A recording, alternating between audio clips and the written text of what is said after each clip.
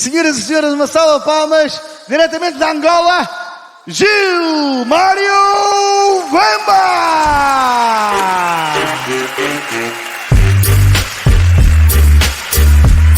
A pessoa não sabe se fica feliz com a sala vazia ou com a sala cheia. Porque se você fizer merda, também muita gente que vai saber a merda que você fez. E hoje em dia as pessoas já não guardam a merda para si, querem mesmo partilhar.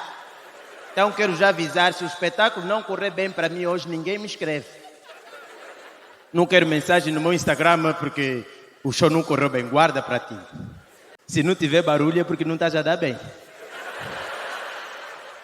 Tem que ter barulho. Se a pessoa não está a gritar, por isso é que eu às vezes mordo.